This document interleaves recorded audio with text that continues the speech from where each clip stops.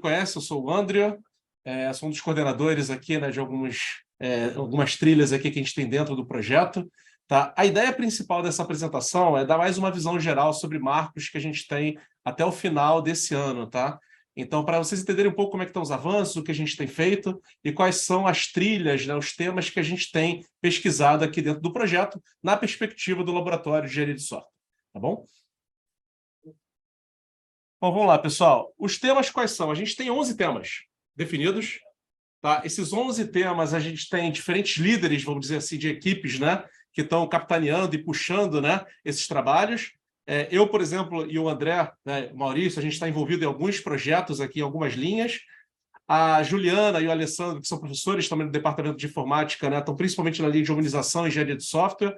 Então, cada uma delas, a gente tem pessoas, muitas das vezes diferentes, trabalhando, tá, envolvidas. A minha ideia central vai ser o quê? A gente vai passar rapidamente, tá, em cada um desses temas para poder entender o que a gente pretende entregar até o final de dezembro, né, como marco inicial nosso. Tá? Naturalmente, pessoal, a gente tem outros planejamentos para o próximo ano, mas a gente não vai apresentar esse conteúdo no dia de hoje. Tá? O foco principal vai ser até o mês que vem, já que já é próximo dessa entrega. Então, vamos lá. Começando com saúde, pessoal. A gente tem desenvolvido aqui no laboratório uma solução que é voltada para monitoramento remoto de pacientes que estejam em leito, em hospitais. Tá? Então, dá a possibilidade de profissionais de saúde, de maneira remota, poder acompanhar, né, o estado de saúde daquele paciente, se alguma coisa crítica aconteceu em tempo real, né, são desafios que a gente tem procurado, né, investigar e pesquisar. Então, pontos aqui que a gente pretende finalizar até o mês que vem o entendimento, né, completo de como coletar dados a partir de diferentes monitores. Então, a gente atualmente tem monitores da Philips e da Alphamed, tá, que a gente tem acesso. Então, quando eu falo monitores, entendo que é aquele monitor que fica conectado, né, no paciente que está deitado lá na UTI, por exemplo, e tem aqueles gráficos, né, que apresentam vários dados de sinais vitais, né, como, por exemplo, frequência cardíaca, pressão arterial, entre outras informações. Então, a gente tem já feito essa investigação e a gente tem descoberto, né, como coletar as informações para poder manipular da maneira que a gente achar mais adequado para poder apresentar para os profissionais de saúde. Tá? Esse é o primeiro ponto. Outro ponto é fazer uma prototipação de um MVP que consiga apresentar alertas de pacientes hospitalizados em UTIs, ou seja, permitir que o profissional de saúde consiga ter um alerta de maneira rápida, né, clara, né, de que alguma coisa séria aconteceu para que ele possa tomar uma medida imediata. Um ponto que é importante que a gente tem procurado fazer nessa pesquisa é criar uma linha de solução genérica que, independente do monitor que vai ser utilizado, que são marcas diferentes, a gente consiga, né, desenvolver uma estrutura, um arcabouço interessante que consiga, de maneira fácil, mesmo que uma nova marca venha depois para ser utilizada no hospital, a gente consiga, de maneira rápida, fazer com que a gente consiga coletar os dados, mesmo sendo uma marca totalmente diferente que, de repente, foi utilizada em algum hospital. Tá? Então, esse aí é um caminho de pesquisa aí que a gente tem seguido. E um entregável adicional aqui que a gente pretende fazer é um white paper sobre o contexto atual de UTIs que ajuda a identificar desafios presentes em hospitais. Então, entender de maneira geral, né, problemáticas, desafios que existem, isso acho que é importante para a gente, até porque ajuda a complementar também soluções, né, que a gente tem desenvolvido aqui dentro do laboratório. Só complementando, que onde a gente quer chegar na normativa para o governo também, para ele ter lá, para ele for construir os hospitais, né, quem vai usar, quais são os parâmetros que a gente precisa ter para a UTI poder estar dentro do contexto tecnológico que a gente está falando. Isso é legal você ter comentado, porque esse é o nosso objetivo final lá no final de dezembro, né? Que é ter esse documento, né, que descreva o passo a passo quando for construído um novo hospital, uma nova sala, né, de UTI, né, entender o que é necessário ter nessa sala para poder comportar esse tipo de monitoramento. Beleza? Ponto 2, humanização e engenharia de software. Juliana, que você está aqui, porque a coisa você me complementa, por favor. Tá? Eu peguei basicamente o conteúdo que você compartilhou com a gente, né, como referência. Né?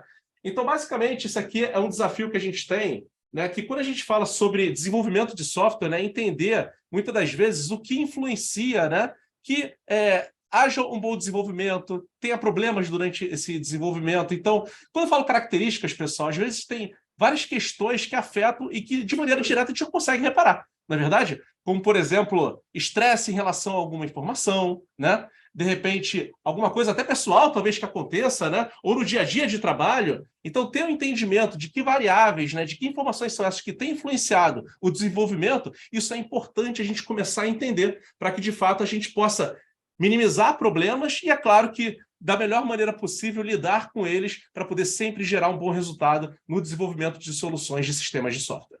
Tá? Então, basicamente, aqui o que foi colocado é necessidade de um método de perfilamento de características técnicas e humanas dos profissionais envolvidos. Então, a ideia é propor, né, um método, né, que a gente consiga, né, lidar com essas questões, né, entender que informações são essas que são importantes serem lidadas, né, para poder encontrar soluções, caminhos interessantes.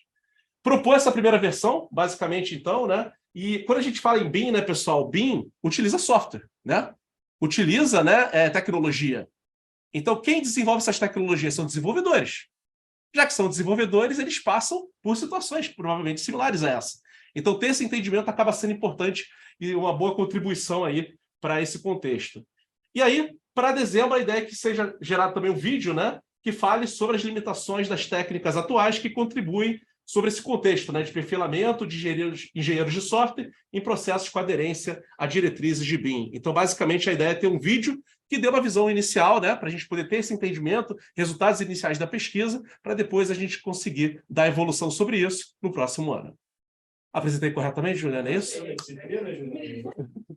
Passou na disciplina. Ajudou a ver as apresentações que vocês fizeram aqui. Bom, vamos lá. O próximo tema aqui é BIM, aspectos tecnológicos. Isso tem muita relação, principalmente com o Lucas, que também está trabalhando comigo, né, nessa área, que é entrar mais a fundo, né, no entendimento do que é BIM, que ferramentas estão sendo utilizadas, como a gente pode maximizar esse uso em diferentes contextos e, principalmente, ver oportunidades, né, desse aprendizado com outras linhas que estejam surgindo. Não é à toa que, desde o início, quando a gente começou o seminário aqui, a gente fez apresentações relacionadas a BIM, né, para poder dar uma visão para as pessoas o que é, né, basicamente esse método, essa abordagem, né, que está sendo aplicada, e isso aí tem sido um estudo aí contínuo que a gente tem aplicado. Então, basicamente, até mês que vem, o que foi feito, né? Estudo sobre o que é BIM, exemplos de ferramentas que eu aplico, vantagens e desvantagens, estudo aprofundado da ferramenta Revit, que inclusive o Lucas apresentou junto com o Júlio aqui, escrever um artigo explicando o que é BIM, né? Um white paper, na realidade, né? Vou ter artigo aqui, mais um white paper, que dê uma visão geral, né, sobre esse contexto, né, até ferramentas de maneira geral que utilizam, acho que é legal comentar. E até o momento a gente criou 2 vídeos aí falando sobre BIM, né, explicando em detalhes o que é essa abordagem. A quarta linha, um estudo inicial de turismo no contexto de cidades inteligentes, tá? A gente fez, né, foi importante até para a gente poder identificar que linhas adicionais poderiam ser seguidas durante o projeto. Então, nesse estudo inicial que foi realizado, foi feita uma pesquisa sobre turismo nesse contexto de cidades inteligentes. A gente está finalizando, fazendo um white paper, né, que traga essa visão dessa pesquisa, dos resultados que foram realizados, né, de como a gente chegou, no final das contas, nas linhas identificadas, né, que eu vou contar mais à frente quais foram. E, baseado nessa pesquisa, também foram criados 2 vídeos explicando em detalhes, né, esse estudo que foi realizado. Já foram criados ou não foram criados? Hã?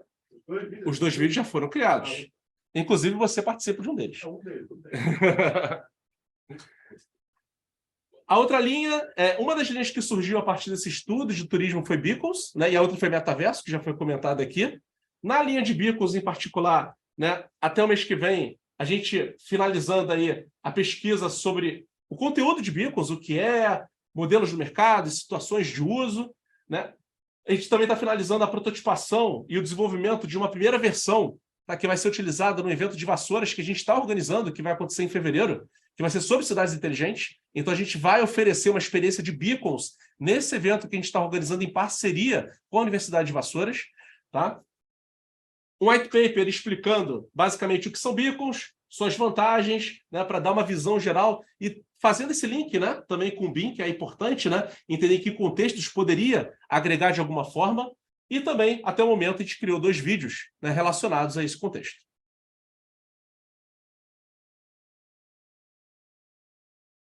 Sobre o metaverso. Basicamente, no metaverso, que foi a outra linha, né, que foi identificada relacionada ao turismo, né, que emergiu a partir disso, a gente fez uma pesquisa sobre o que é metaverso, já foi feita até, inclusive, apresentações sobre isso, né? Falando sobre plataformas, explicando o contexto, linha do tempo. Então, tudo isso foi apresentado. A criação de um espaço, né, que é o Auditório do Leste, que os meninos acabaram de apresentar, que foi o nosso primeiro exemplo, né, como prática efetiva de como utilizar uma ferramenta em 3D, que foi o Blender, para depois, de fato, incluir, né, isso no Spatial, que foi a ferramenta escolhida para a gente poder apresentar um ambiente customizado pela gente. Então, isso está sendo muito legal, porque a gente está começando a entender em detalhes, né, o que é possível fazer, que tipo de experiência pode ser oferecida para o usuário. Um white paper, né? Aqui está Bicos, mas é basicamente falando sobre o metaverso, né? As plataformas principalmente, né? Então, o comparativo das plataformas, né? E que plataformas foram estudadas, a gente basicamente fez um white paper sobre isso. E, até o momento, a gente teve 7 vídeos criados falando sobre esse contexto de metaverso. Um detalhe que o Maurício comentou aqui comigo, que uma das aplicações do turismo do metaverso que a gente está falando, que era o turismo e educação, é a do MASH, né? Que a coisa está andando meio devagar, mas também podia pensar, sei lá, por exemplo, aqui, pensar numa visita ao Maracanã, que é dos lugares públicos do Rio de Janeiro, que a gente faz uma parte de aplicações, coisas assim. Que aí você apresenta turismo, coisas que eles possam aplicar para promoção. Eu acho que super... Assim, eu vejo que o metaverso se aplica em vários contextos, né, diferentes, né? Eu acho que esse primeiro estudo, a gente fez algo até mais controlado primeiro, né, para poder entender essas limitações, né?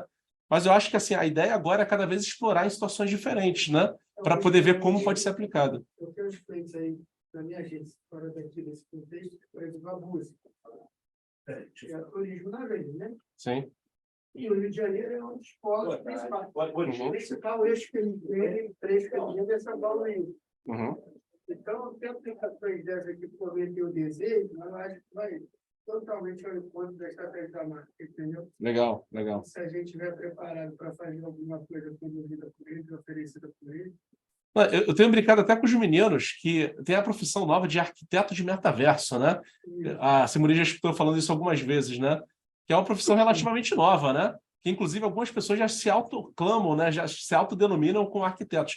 Esses dois aqui estão basicamente seguindo esse caminho, né? Vamos brincar que ele é um arquiteto do engenheiro. Mas legal, mas eu super concordo, Maurício. Turismo é uma área muito quente, né? Nesse contexto. Até relacionado a isso, uma linha, né, que a gente também tem investigado é o Driftscape, que é uma solução criada por uma empresa canadense, né? E aí a gente teve envolvimento também de alunos que estão presentes aqui, para basicamente entender, né, como essa ferramenta talvez poderia ser trazida para cá no contexto de turismo, né? Que é uma ferramenta bastante utilizada lá no Canadá, no sentido de trazer informações interessantes de pontos turísticos, né? Você ter até uma experiência de realidade aumentada oferecida ali. Então, a ideia é muito interessante, né? De você poder ter até um tour personalizado, onde você consiga, né, visitar determinados pontos, indicando informações interessantes que talvez você no teu dia a dia você não conheceria. Então, o Driftscape, esse caminho acabou surgindo até porque a gente tem uma parceria de muitos anos aqui com a Universidade de Waterloo também, né? E vendo a possibilidade de entender o que tem sido feito também fora daqui do Brasil, né? A gente percebeu que essa era uma solução que valeria a pena a gente investigar e ver o quanto isso poderia agregar de alguma forma em relação a esse contexto de turismo aqui no estado. Tá? Então, a gente fez esse estudo, né, da ferramenta, tanto web como mobile, que ele aplica, geração de feedbacks do uso da ferramenta em reunião com o CEO para alinhamentos. Então, a gente teve uma reunião com o CEO da empresa para poder tirar dúvidas, né? Ela fez até um treinamentozinho com a gente, né? Mostrando, né, algumas funcionalidades interessantes da ferramenta. E a ideia é que no final a gente faça um white paper aí como resultado desse estudo, né? Mostrando vantagens, desvantagens, benefícios, né, de utilizar isso no nosso estado, principalmente. Outra linha, oitava. Vamos chegar na 11, pessoal. Vamos lá, tá? Oitava é modelos de salas de aula, né? Isso aqui, a gente tem o João também que está bastante envolvido, né, nessa parte, né, João, comigo. A ideia central dessa aqui é permitir que a gente faça a criação de um modelo proposto de como poderia ser uma sala de aula construída, utilizando o modelo BIM, né, para poder ajudar no processo de aprendizado de alunos. Então, o que pode ajudar, de alguma forma, nesse processo? Então, para a gente poder chegar nesse modelo, que não é em dezembro que a gente vai oferecer isso, né? A gente basicamente primeiro está fazendo uma pesquisa sobre metodologia de aprendizado, entender, né, o que realmente são os pontos fortes de cada uma delas, para poder usar isso como aprendizado, como base para dar o próximo passo. Então, o nosso primeiro passo foi esse, fazer essa pesquisa. A gente está escrevendo um white paper que explica essas metodologias estudadas, fazendo até uma relação, uma comparação entre elas. E, até o momento, a gente também tem 7 vídeos criados relacionados a metodologias. Tá? 7 vídeos porque a gente tem procurado, pessoal, até criar vídeos onde a gente consiga, de maneira bem pontual, né, direcionar bem o contexto que está sendo explicado em cada um dos vídeos. Então, para cada metodologia, por exemplo, tem um vídeo próprio que você consegue assistir, né, para poder dar foco aí, caso você tenha interesse em entender mais sobre ela. Ponto 9. Evento e vassouras, né?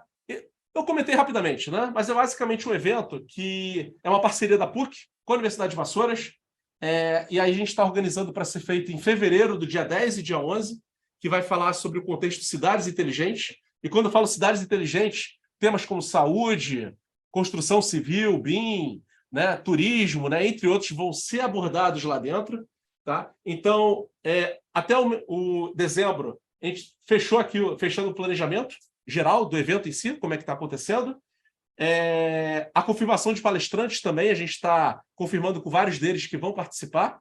E eu acho que o ponto que é legal comentar é que a gente vai adaptar o BIM itinerante, que é um evento que acontece, né, até dentro do projeto, dentro, né, desse evento de Vassouras. Então, é uma oportunidade da gente levar para outras cidades, né, cidades do interior, né, esse contexto de BIM para as pessoas também conhecerem. E a gente também pretende aí começar o processo de divulgação já esse mês, porque em fevereiro a gente decidiu estrategicamente porque vai ser quando começa o período letivo lá da Universidade de Vassouras. Então a ideia é que os alunos em massa, os professores possam participar desse evento, né? Então por isso que foi estratégica essa escolha, porque vai ser basicamente o início desse próximo período. E aí a gente está aproveitando o mês de novembro para já começar a botar na cabeça das pessoas que vai acontecer esse evento em fevereiro, aproveitando que todos ainda estão na universidade antes das férias. Penúltimo tema, pessoal, sistemas de gestão de projetos, de obras públicas. André, qualquer coisa você me complementa aqui, né? Acho que você está mais envolvido nessa parte. Basicamente, isso aí tem a ver com uma pesquisa que está sendo feita aqui dentro. Então, 2 entregáveis aqui é elaborar um white paper sobre o estudo de software de gestão de projetos de obras, fazendo estudo de mercado, benchmark, funcionalidades mais importantes. Então, esse é o resultado que pretende ser alcançado. E também a apresentação de requisitos, trazendo uma modelagem de banco de dados visando acompanhamento de execução de obras no governo do Estado, utilizando a metodologia BIM. Né? Em linhas gerais, a ideia é terminou o projeto todo pronto, na hora da execução, usar o software para acompanhar tudo que foi previsto no BIM. Legal. Então, basicamente, né, essa é a penúltima linha. E a última linha é metodologia para desenvolvimento de sistemas inteligentes de apoio à decisão. Né? A ideia é fazer uma publicação, né, de um trabalho desse aí aqui no relatório, como relatório técnico aqui no Departamento de Informática. Essa é uma pesquisa de tese de doutorado, né, que está sendo feita atualmente pelo Guilherme, se eu não me engano. A gente pegou o contexto do trabalho dele, vamos fazer a aplicação do contexto do trabalho dele, de agente de software e tal, em BIM. Legal. Então, assim, basicamente, pessoal, a gente tem essas 11 linhas, tá, que são linhas que estão sendo trabalhadas. É bastante coisa, né, que a gente está envolvido aqui. Mas eu acho que algo que está sendo muito interessante é que a gente está tendo uma geração de conteúdo muito legal, né, até para deixar como legado também. Né? Então, não só os white papers, mas como os vídeos de maneira geral. Né? Eu acho que esse evento em Vassouras também é uma maneira de disseminar ainda mais o conhecimento, é uma maneira que as pessoas podem ter contato com o conceito de cidades inteligentes, de BIM e de pesquisas de maneira geral que a gente tem feito aqui dentro da PUC. Bom, pessoal, o objetivo era dar essa visão geral, rápida para vocês, tá? Dessas linhas que eu acho que era importante, né? E a ideia é que no mês que vem, né, o pessoal, principalmente do LES, a gente depois vai falar em mais detalhes, né? A gente faça até um fechamento, né, sobre resultados também que foram alcançados, né, durante toda essa pesquisa feita até dezembro. Beleza, pessoal?